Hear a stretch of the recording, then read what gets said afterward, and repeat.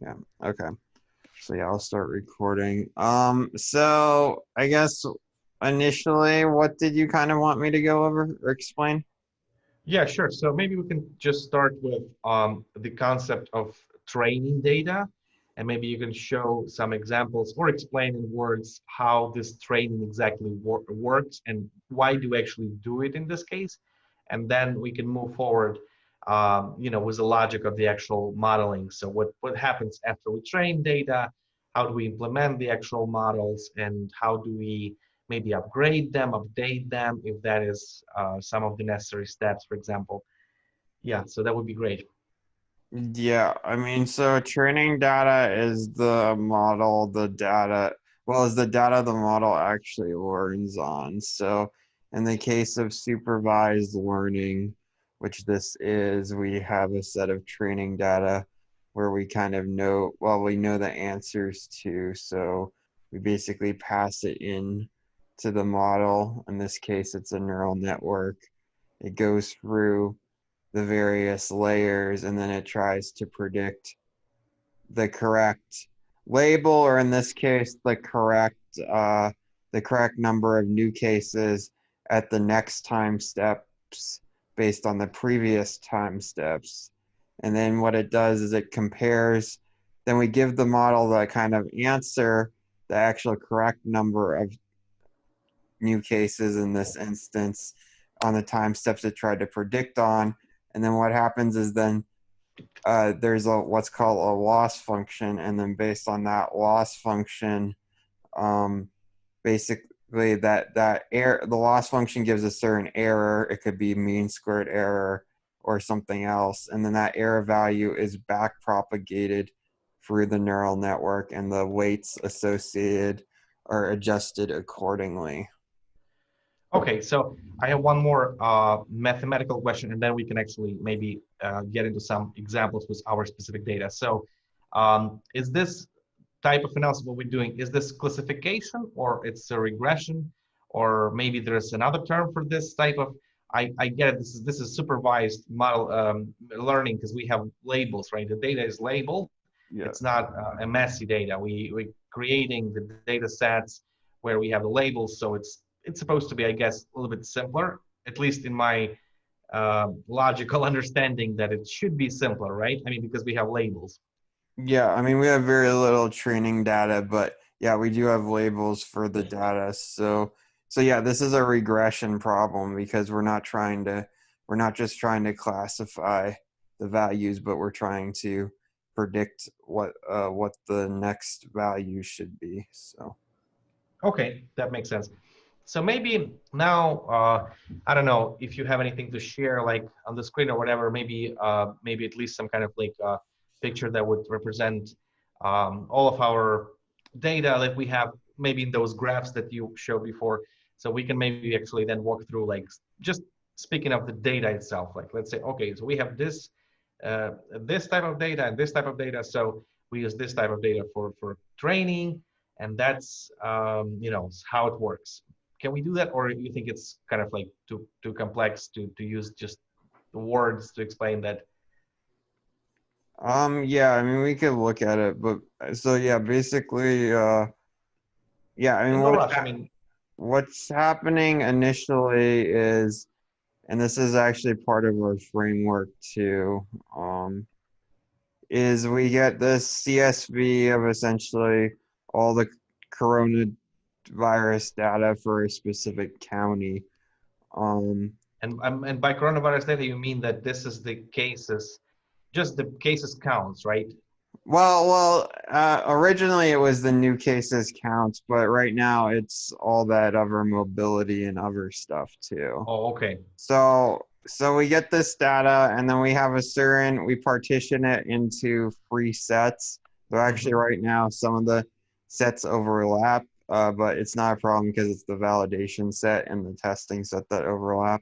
If it was training and validation and testing that overlap, that would be a problem.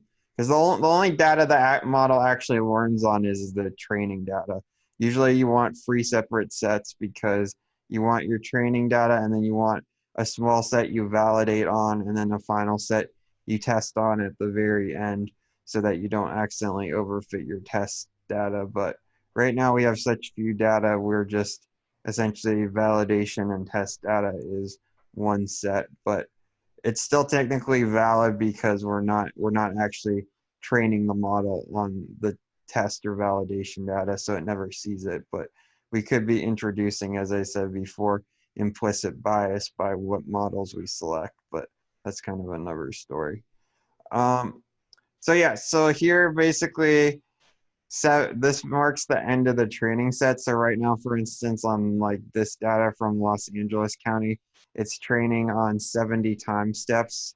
I don't know exactly where that corresponds to. Actually, I think I looked at it last night. I think that was started sometime, for instance, in February. So essentially, the model right now, I think I actually downloaded this somewhere. But in any case, the oh yeah, so yeah, so for instance, I can show you the actual what the actual data frame looks like too. So basically, this is the ordered data frame. This is all the mobility data. These are the different time steps. So basically, it's training on the first 70 of these time steps, which I think brings it somewhere into April.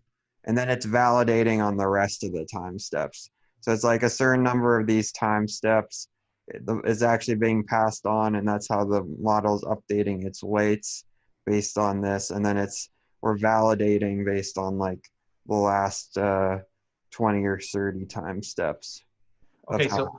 one question down the road. So, what is like let's say we have many different columns here. So each of the columns represents some variable. So what is like the most important variable here, or they are all equally important for this exercise? Or maybe let's say one important variable is, let's say, counts, and then the other variables become like kind of like attributes by which we try to, I don't know, predict, based on what uh, the counts might increase or decrease. Am I getting this right, or it's completely different from what we're doing? Well, I mean, yeah, we're trying to like pass in all this data and then forecast a certain number of days out. So, I mean, this is also more complicated than like, I guess, your traditional type of machine learning problem or something too, because it is a forecasting problem. So we're actually passing in the data from the previous time steps too. So we don't just have like one target variable, new cases, which new cases is also in the training data because we feed in the previous day's new cases. Um, but in terms of which of these things are important, so we're actually not using all these columns directly right now. Uh, First of all, but uh, with the neural network, we actually don't really know at the moment which ones are important. We can only tell basically uh, based on how well the model performs at forecasting. So for instance, that's why we added the data sequentially. We started with just giving it new cases and like day of the week and other stuff. And then we added the mobility data. Because as I said, the neural network has a bunch of different layers. And while we're trying to extract the heat maps to see what it's attending to in the training data, it's hard to tell what it's actually focusing on unless we feed it in incrementally to see how it affects performance. Okay. Um, so yeah, Let me try to give you an example which I understand from work. That's the only, let's say, pure machine learning case that I had been working on, and I was working on it actually not directly, but I was prepping a lot of data for that specific study that we did at work. I'm not going to go into details, but I'm just going to explain you the overall setup, and that might just help me to understand if it's a similar task or maybe it's completely different, because that's the way I'm trying to construct my understanding of this whole process. So in that particular case, the issue was, um, so we had two types of data. We had LRX data and DX data, which is diagnosis data and prescription data, let's say, simply speaking. It's a vast, large data set. Both of them are quite huge. We're talking about millions and millions of records. And in that case, the client wanted to understand um, the several markets and the number of uh, prescribers in each of those markets. So to do that, we would need to have a perfectly matching diagnosis and prescription data. But the thing is that in our case, the prescription data is much larger than diagnosis data sample. So there's a large proportion of overlapping data, which would end up having unknown indication, unknown diagnosis, which means when we obtain this prescription data, we don't know what actually doctor was prescribing it for. That's why we had been doing this machine learning testing. So we ran several type of models, and it was logistic regression, it was XG boost model, it was something else as well. I can't remember exactly because, like I said, I mean, I was doing only a part of this job. But the thing is, I understand that sort of agenda. So we have some variables like age, gender, maybe dosage, maybe some other things, that the demographic stuff as well, the payment type and whatnot.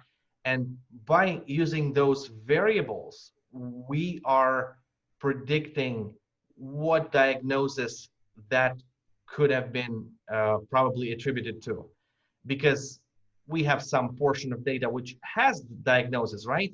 And we can match them and clearly understand, okay, so this is the variables which are usually going with this type of diagnosis. And that's how this whole modeling works. So my question is this something similarish what we're doing here, or it's completely like different and more complex, and maybe just very different? Yeah, I mean, it's similar. We're basically feeding in all these types of variables and things into the model and then seeing how well the model performs at forecasting the cases based on, the actual cases we have. So we're using that to test and see how well it does. But on the other hand, we don't know exactly how each variable is affecting its performance. Besides, if adding it, if adding it decreases or increases the performance at forecasting this thing. Got it. So then, my final question to kind of like, I mean, in this portion of our discussion. So getting back to my case, what we were doing. So we also had to kind of like be mindful which variables we are taking uh, to conduct this analysis. Like I mentioned, there was age, gender, and a couple other variables. But um, even though we might have million other variables, we didn't take all of them because we had to make sure we understand why we actually choose this particular variables to predict that type of diagnosis. So in our case, I feel like I mean, do we mindfully select each of these variables, or we just take whatever we have, whatever data we have, and just run this model, and we expect that somehow the model itself will understand and sort out and maybe rule out some variables which are not good for this model, or we actually pre-select. Is there any pre-selection process? I would say some kind of like, do these variables qualify to get here, or not really? So that's Yeah, so I mean, right now, we're adding based on what kind of makes sense. So that's kind of some Mhm. pre-selection. Actually, in general, of deep learning, and in particular, in general, that isn't done. The idea is these neural networks are so complex and they have so many layers, if you throw enough data at them, they should be able to learn what's relevant and what's not, kind of on their own. But because we don't actually have a ton of data to throw at it, we are kind of somewhat selecting things. But that's something also the model architecture should do. And that's kind of where I was talking about working on that cross dimensional attention mechanism. because the attention mechanism should be able to attend cross-dimensionally and be able to select which of these variables are relevant based on its own, based on the training data. Um, so ideally, we wouldn't be doing anything manually, because even like some of these, I mean, of course, we might know, but we might not know, I guess, if they're actually relevant. So the idea is to just have mechanisms in the model that would warn it automatically. So.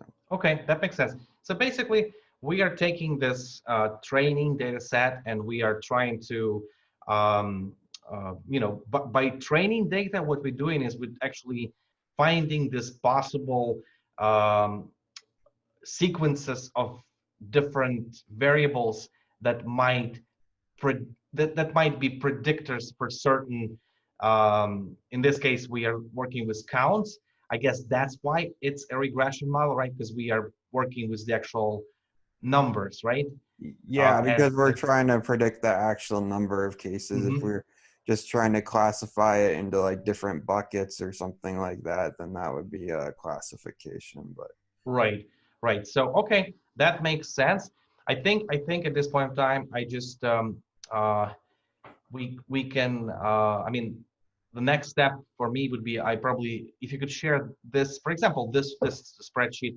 I'll then just look at all these variables and maybe create this list for myself and look through it again and maybe then I'll share it with some of my colleagues and I think it will be way more helpful to understand and I'll try to maybe collect some feedback as well and you know, what could be the next steps for us in terms of understanding this process and maybe what kind of data should be getting into this models. Because right now, like I think my biggest, you know, lack gap of understanding was this particular ideas. Like I said, I'm also just learning this type of modeling, so I don't have too many questions because you only might have questions about what you understand, right? So at least something got more clear. And I think, Isaac, we might have a couple more sessions of this sort. I'll try to speed up my learning curve and learning kind of approach to make sure that I quickly go through this basic concepts because I understand that you're way ahead of me in terms of working with this type of analysis. And I really appreciate your willingness to explain this. But yeah, maybe we'll have several more calls where I would have another batch of meaningful questions, which I'll prep. okay, that sounds good. Yeah, if you want me to describe the actual model architecture, I could do that too, but that Okay. is a bit more Yeah, complex. sure. Yeah, let's try. Let's try. It might actually be a good soil for the new type of questions that we might have to go through. Yeah. Okay, so yeah, as I said, what we're doing here is we're actually using, and I mean, this first model is actually pretty simple, but the later idea is to apply the attention cross-dimensionally. But basically here, we have these different layers. So first, essentially, this X, the data is basically X. So this is coming into the model as a tensor. And it's basically that data is coming in and it has this shape, batch size, length. This is the length of the sequence. So it's essence how many time steps we're looking back to see. And then here's M, which is the number of those variables we're passing in. So it basically forms this kind of n-dimensional tensor. Then we run it for an initial kind of linear layer, which is just a simple matrix multiplication where we're multiplying the number of time series by a matrix to get this embedding dimension.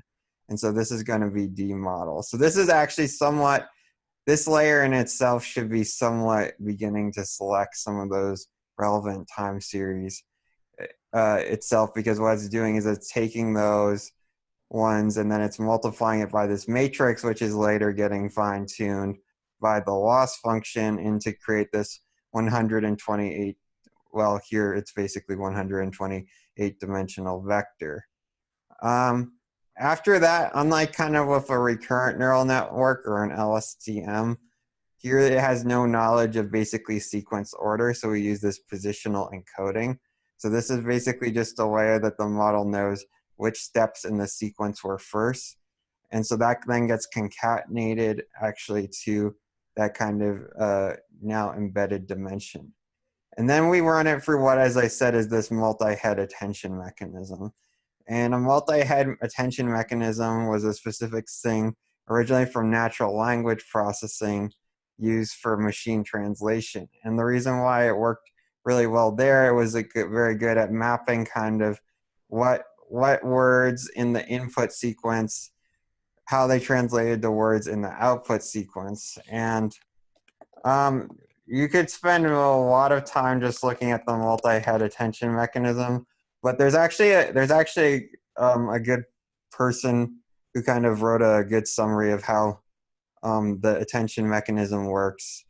So you might want to look over this at some point. But this is applied in the natural language processing case, but it's basically the same thing in the time series case where you have these things, you go through this self-attention, and you're trying to see how like so here it's how words relate, the input words map to the output words, but here we want to see how the input sequence maps to the output sequence. So like what time steps back are most relevant for predicting the future, because as I said, we should, for some of this, like as you know, we should, between mobility data, we should be seeing probably like a 14-day lag or something. So in essence, like the attention mechanism should actually reflect that. So that's something I'd like to go into detail about to try to get the actual weights from the attention mechanism and see if like the mobility data is, for instance, attending to 14 time steps ahead. But the model should be learning that essentially on its own using these different things. Yeah, I won't go through all this now, but it's somewhat of it's complex, but essentially it creates these different size vectors from the initial thing and then multiplies them together. And that's supposed to be almost act like as an automated feature selection. So you're wondering how like the model learns to use certain variables or certain time steps. Well, that's kind of what this attention mechanism is supposed to be doing. Just a Um, quick question. Just a quick question before we didn't, move too far with this. So, um, I was asking some team members before about what type of data we have actually, what type of variables we have in the samples. So that's very important because it looks like we have numerical data, we have categorical data, and looks like this NLP, which is natural language processing techniques, are we actually working with NLP as well in this? So we have like the whole bunch of different types of data which we are using in this model, or it all gets to something simpler? Because I think the natural language, if it's mixed with other types of data, like like I said, the categories or just some counts. um, so yeah, right now, I mean, right now we're primarily just using this various types of numerical data. Um, but essentially it's forming kind of a similar type of embedding to the NLP case because as I said, this is all getting taken. So actually right now we're using 9 different columns. I think it's like cases, well, new cases, not that one, but new cases, these different things. So this is essentially what essentially creates. Oh yeah, here's new cases. New cases, weekday, month, and then these are all kind of combined together into this 9-dimensional vector. And then that 9-dimensional vector is well, at each timestamp, and then depending on how long the look back window so is to speak to the model. So if the look back window is like say 7 days, then we have a 9 by 7 vector, and then that 9 by 7 vector is then what's being passed to the attention mechanism, and all that various matrix multiplication is what's going on. All right. So you say that we also have look back and look forward rules for this type of analysis, right? I mean, that makes sense, right? Because we want to look at some history and maybe some. I mean, it depends which point of time we're looking at, right? Which Yeah, yeah. So I mean, which like, so for the if we're trying to forecast like yeah, on the just new cases, for instance, on the 27th, then we might want to look back, n days into the past. So that's what I was saying with that. So like if our look back window is 7 in that case, we'd essentially use the 7 previous days, et cetera, et cetera. And that's what the variable we call forecast history. And so it would use these 7 and then those 9 columns. So then, as I said, we'd have like that 7 by 9 dimensional vector. Got it. Okay. Thank you. Yeah, that makes sense. So yeah, so that's kind of the core of that, and what that's doing. And then after that, as I said, this is a simple model. We actually have some more complex models. But after the multi-head attention mechanism, then we want to project it again from the embedding dimension down to the one dimension we're forecasting, which happens to be the number of new cases. So we run it through another linear layer. And then finally, we want to just forecast the number of days. So like we can train the model to forecast different lengths of days. And this is actually a kind of a debate in the time series forecasting community, whether it's better to train the model to forecast multiple days at once or just like forecast one day at once and just keep appending the new days and then keep going off and off those forecasts. But we're trying kind of both approaches now. So we do have a variable called sequence length. So if we're forecasting more than one day at once with the model, we just pass in like, this equal to whatever we're forecasting, 3, 4, or 5. If not, we just leave it as 1. And then it basically then, that's the forecast for that day.